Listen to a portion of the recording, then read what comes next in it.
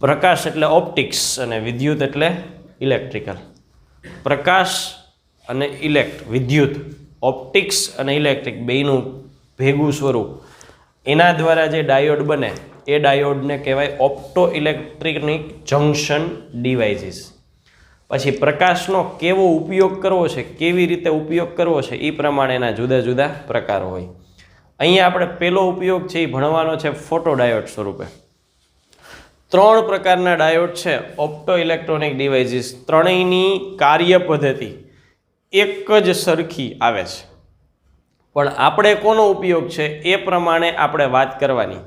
પ્રકાશ જોઈએ છે, વિદ્યુત જોઈએ છે, તો photo diode, opto electronics devices. પહેલાં તો નામની વાત કરી કે ઓપ્ટો એટલે પ્રકાશ, ઇલેક્ટ્રોનિક એટલે વિદ્યુત.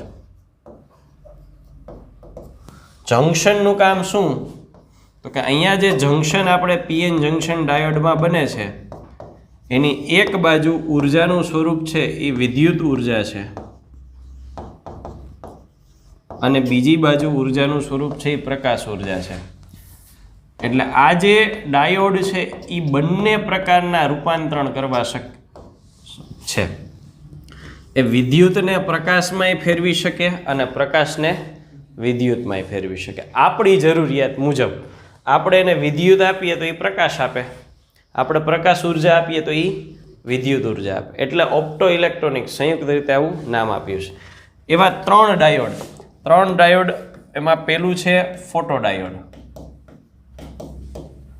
જે આપણી આ જ થિયરીમાં આપણે કન્ટિન્યુ કરશું. બીજું છે એલઈડી, લાઇટ એમિટિંગ ડાયોડ, અને ત્રીજું છે સોલાર સેલ.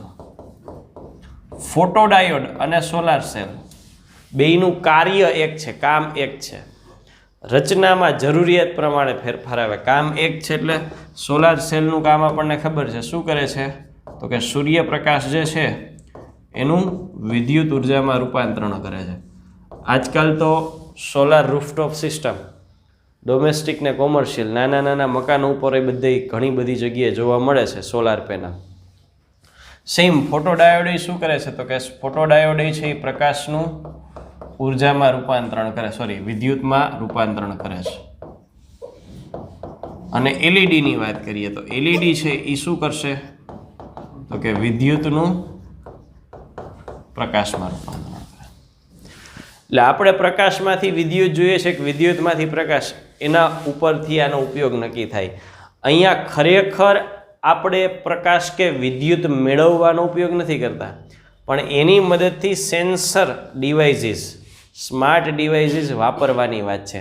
એ સેન્સિંગ કરવા માટે સેન્સર તરીકે આનો ઉપયોગ થાય છે. એટલે અમુક ઘટકો એવા હોય, ધારો કે આગ લાગે તો એટલા વિસ્તારમાં પ્રકાશની તીવ્રતા વધે, તો ત્યાં પ્રકાશની તીવ્રતાનો ફેરફાર ઓળખવો હોય તો આપવાનું શું હોય? પ્રકાશ. આગ લાગે ને સાયરન વાગે, આગ લાગે ને સાયરન વાગે, આગ લાગ્યું એટલે પ્રકાશની તીવ્રતા વધી ને સાયરન વાગ્યું એટલે સાયરનને તમે સ્વિચ ઓન કર્યો એટલે વોલ્ટેજ આપ્યા, અને વોલ્ટેજ આપ્યા અર્થાત વિદ્યુત આપ્યું. તો આવી જે સ્માર્ટ સિસ્ટમો છે, સેન્સર બેઝ સિસ્ટમો છે, એમાં આનો ઉપયોગ થાય છે. આ કાંઈ ઉર્જાના રૂપાંતરણ માટે નથી વપરાતો. સોલાર સેલ છે એ શુદ્ધ પ્રકાશ ઉર્જાનું વિદ્યુત ઉર્જામાં રૂપાંતરણ કરવા વપરાય છે. પણ આ બંને છે એ આવા સેન્સર તરીકે ઉપયોગમાં આવે છે. તો જોઈએ રચના કેવી હોય છે. તો આપણે અહીંયા ફોટો ડાયોડની વાત કરીએ તો simple normal PN junction diode છે. નોર્મલ પીએન જંક્શન ડાયોડ પ્રમાણે આ પી પ્રકારનો સ્ફટિક છે, આ એન પ્રકારનો સ્ફટિક છે, આ વિસ્તાર ડેપ્લેશન અથવા તો જંક્શન, ડેપ્લેશન વિસ્તાર છે, જંક્શન વિસ્તાર છે.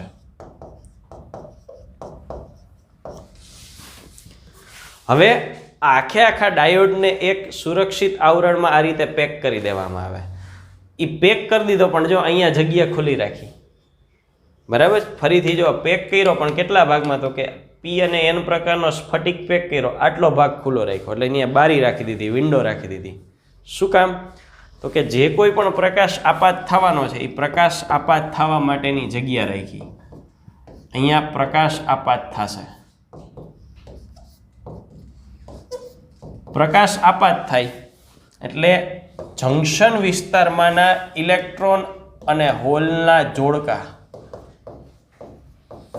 ઇલેક્ટ્રોન હોલનું જોડકું એટલે ઇલેક્ટ્રોન અને હોલ સંયોજાયેલા હોય. એ શું મેળવે? તો કે પ્રકાશ મેળવે. પ્રકાશ દ્વારા ઉર્જા મેળવે. હવે પ્રકાશ આપાત થાય એટલે ઓળખાઈ જાય એવી ઉર્જા કઈ હોય? ઉષ્મા ઉર્જા. સીટ ઉપર પડે એટલે ઉનાળામાં સીટ ગરમ થઈ ગઈ હોય એટલે પ્રકાશ દ્વારા ઉર્જા મેળવે એટલે જોડકા અથવા તો બંધ તૂટે. ઇલેક્ટ્રોન અને હોલ વચ્ચેના બંધ તૂટે. ઉદાહરણ તરીકે અહીંયા પ્રાથમિક સ્થિતિએ આ ઇલેક્ટ્રોન અને હોલની જોડીઓ જંક્શન વિસ્તારમાં આ મુજબ હતી. તો હવે શું થયું? તો કે ઇલેક્ટ્રોન અને હોલ બે છૂટા પડ્યા એટલે આમાંથી ઇલેક્ટ્રોન નીકળી જાય અને એ હવે છૂટો પડી જાય. હોલ ઇલેક્ટ્રોન આ રીતે છૂટા પડ્યા એટલે ઇલેક્ટ્રોન અને હોલ છૂટા પડે. હવે આ રચનાને બહારથી આપણે બેટરી હારે જોડી દેવાનું છે. બહારથી બેટરી હારે જોડીએ છીએ. સર્કિટની સેફટી માટે એક અવરોધનો બીજો કોઈ રોલ નથી. સર્કિટની સેફટી આ પ્રકારે જોડ્યું, પણ જોડાણે એટલું જ અગત્યનું છે. આ પી વિભાગ છે એને બેટરીના ઋણ છેડા સાથે અને એન વિભાગને બેટરીના ધન છેડા સાથે જોડ્યું. અર્થાત કયું બાયસ આપવાનું છે? કયું બાયસ આપ્યું? Reverse bias. જો દરેક ડાયોડ માટે એક નિશ્ચિત બાયસની સ્થિતિ છે. પીએન જંક્શન વાપરવું હોય તો ફોરવર્ડમાં જ વાપરવાનું, જેનર વાપરવું હોય તો રિવર્સ ડાયોડમાં વાપરવાનું. એ જ રીતે ફોટો ડાયોડ વાપરવો છે તો રિવર્સ બાયસમાં. શા માટે?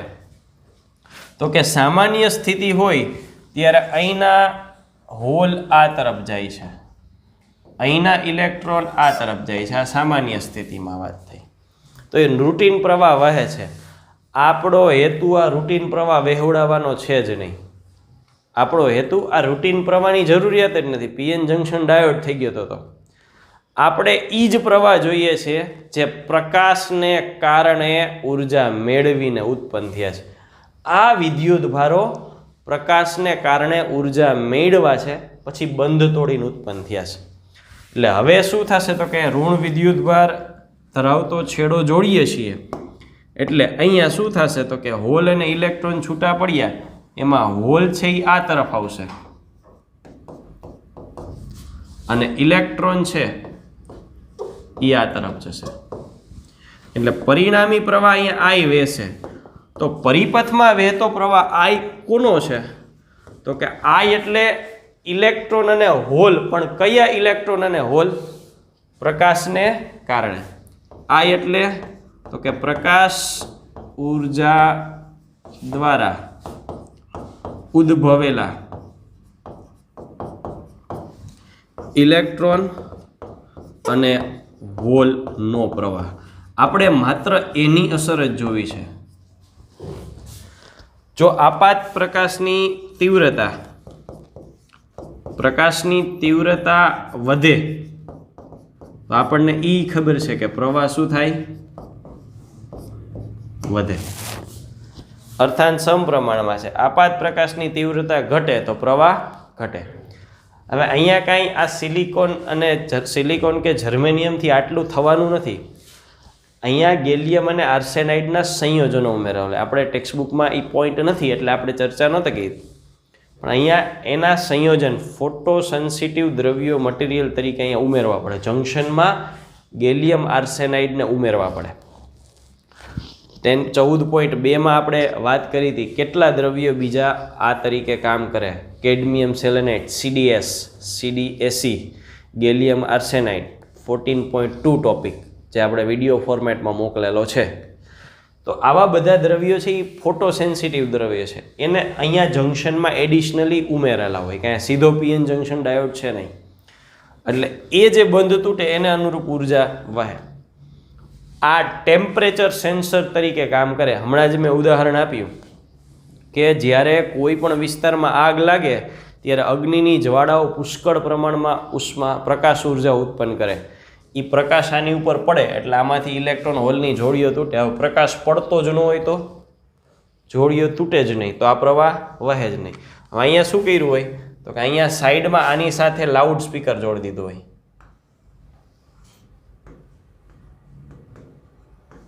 સ્પીકરનો અવાજ આપણે જેવો રાખવો હોય રાખવાનો. જનરલી સાયરન એક જ પ્રકારના અવાજનું રાખેલું હોય. જેવો અહીંયા પ્રકાશની માત્રા વધી ગઈ, આ જોડકા તૂટ્યા અને અહીંયા પ્રવાહ વહેવાનો ચાલુ થયો, એટલે અહીંયા સ્પીકર અથવા તો સાયરન જે જોડેલું હોય એમાંથી અવાજ આવવા માંડે.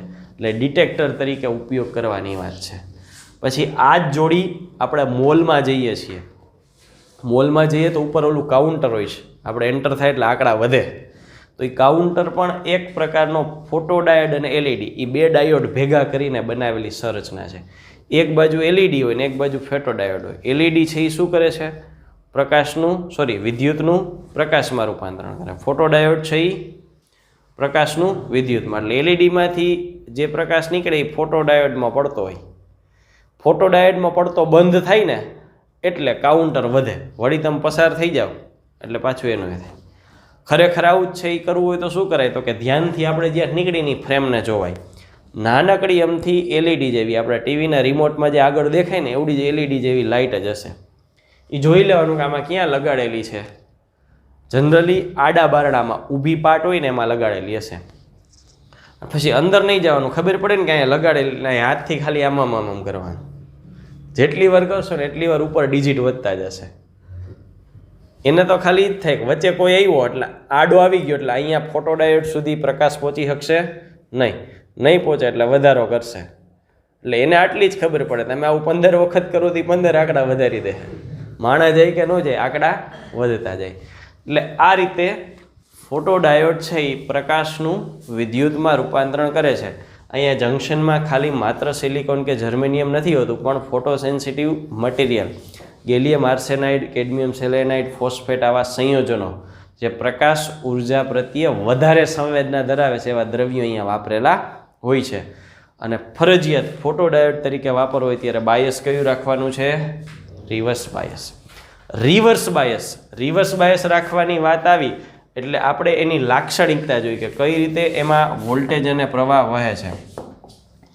તો જનરલી પ્રવાહ અને વોલ્ટેજના સંબંધોની વાત કરીએ તો I અને V. જો નોર્મલ પીએન જંક્શન ડાયોડ છે તો નોર્મલ પીએન જંક્શન ડાયોડ માટે આપણે ગ્રાફ કેવો દોરતા? તો કે નોર્મલ પીએન જંક્શન ડાયોડ માટે આ પ્રકારનો ગ્રાફ દોરતા. અહીંયા ફોટો ડાયોડ છે. ફોટો ડાયોડ તો પ્રવાહ વેવડાવશે જે પ્રમાણે એમાં પ્રકાશ આપાત થતો હશે. એટલે ફોટો ડાયોડ માટે લાક્ષણિકતા શું છે? તો કે ફોટો ડાયોડ માટે આ રીતના પ્રવાહ વધે અને અમુક અંશ પછી અચળ થઈ જાય. કારણ કે એમાં અશુદ્ધિના પરમાણુઓ નાખવા પડે, એની એક સંખ્યા નિશ્ચિત હોય, પછી પ્રવાહ અચળ થઈ જાય. I1 આ તીવ્રતા છે. ધારો કે તમે તીવ્રતા વધારો છો તો તીવ્રતા વધારે હોય તો I2 તીવ્રતા છે એ I1 કરતાં મોટી છે તો પ્રવાહ થોડો વધારે મળે. હજુ તીવ્રતા વધારો છો તો I3 છે એ I2 કરતાં પણ મોટી છે. એટલે તીવ્રતા વધારતા જશો એમ રિવર્સ બાયસ પ્રવાહ છે એ વધી જશે. અને બ્રેકડાઉન થવાની એમાં વાત એટલે ન આવે કારણ કે આગ લાગે ત્યારે ઉત્પન્ન થાય એ જે ઉષ્મા અને પ્રકાશ છે એના અનુસાર આમાં યોગ્ય રીતે અશુદ્ધિઓની માત્રા નિશ્ચિત કરવામાં આવેલી હોય કે આટલા સુધી ન હોય, એની એક રેન્જ હોય. એ રેન્જથી આગળ એનું ડિટેક્શન જ ન થઈ શકે. પછી પીએન જંક્શન ડાયોડ તરીકે જ સાદા પીએન જંક્શન ડાયોડ તરીકે વર્તવા માંડે. એટલે શરૂઆતમાં થોડા સમય પૂરતું થશે, પછી પ્રવાહ શું થઈ જશે? અચળ. તો આ રીતે પીએન જંક્શન ડાયોડમાં જંક્શનમાં થોડી પ્રકાશ સંવેદી અશુદ્ધિ ઉમેરીએ તો એ ફોટો ડાયોડ તરીકે કામ કરે અને રિવર્સ બાયસમાં બ્રેકડાઉન થાય નહીં. કારણ આપણે જે અહીંયા બાહ્ય બેટરી લગાડીને એની માત્રા તો નિશ્ચિત જ રાખશું. એક ઉદાહરણ દ્વારા સમજાવ કે કઈ રીતે કામ કરે છે. તો ઉદાહરણ દ્વારા સમજીએ. ધારો કે આની હારે આપણે બાહ્ય બેટરી રિવર્સ બાયસમાં જોડી દીધી છે. હવે આપણને એ ખબર છે કે અહીંયા જે પ્રવાહ વહેવાનો છે I ક્યારે વહેવાનો છે? તો કે રિવર્સમાં પ્રવાહ ક્યારે વહેવાનો છે? તો ઉદાહરણ તરીકે આ જ ડાયોડનું જંક્શન છે એ જંક્શન માટે ઉદાહરણ તરીકે આપણે એવું કહીએ કે 5 વોલ્ટે પ્રવાહ વહેવાનો છે. કેટલાએ? 5 વોલ્ટે. આ જંક્શનની કેપેસિટી એટલી છે.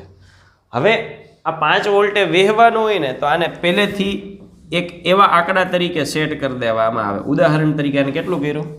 4.8 વોલ્ટ. પ્રવાહ વહે નહીં વહે ને, બરાબર? પ્રવાહ નહીં વહે ને અહીંયા આપણે સાયરન રાખી દીધું છે. એ સાયરન રાખી દીધું છે એટલે સાયરને હજી વાગવાની વાત ન આવે. પણ અહીંયા જેવો પ્રકાશ આપાત થાય એટલે આને થોડોક ધક્કો જ મારવાનો છે. 5 વોલ્ટે સાયરન વાગવા માંડે. અહીંયા જે ઉત્પન્ન થાય એને લીધે જંક્શને કેટલું સ્થિતિમાન ઉત્પન્ન કરવાનું છે? માત્ર 0.2 વોલ્ટનું. એટલે બોર્ડર ઉપર આવીને રાખી દીધું. અહીંયા બોર્ડર ઉપર રાખી દીધું હોય, બોર્ડર ઉપર રાખી બોર્ડર ઠેકાડવા માટે તો ખાલી આંગળી જ અડાડવાની એટલું જ બાકી રાખ્યું. એને સેન્સર કહેવાય. સેન્સરમાં કાંઈ ઢગલો મોઢે વોલ્ટ ન જોઈ. સ્માર્ટ ડિવાઇસીસ બધા બહુ નાના વોલ્ટેજ ઉપર કામ કરતા હોય એટલે જરીક અમથી બોર્ડર લાઈન રાખી હોય, જેવું પ્રકાશ આપાત થઈને 0.2 વોલ્ટ સર્જે એટલે પ્રવાહ જરીક અમથો વધે ના સાયરન તરત ભાગવા માંડે. એ બોર્ડર જે તે પરિસ્થિતિ અનુસાર એના સ્પેસિફિકેશન હોય કે કેટલા રાખવા. તો આ રીતે એ કાર્ય કરતું હોય છે.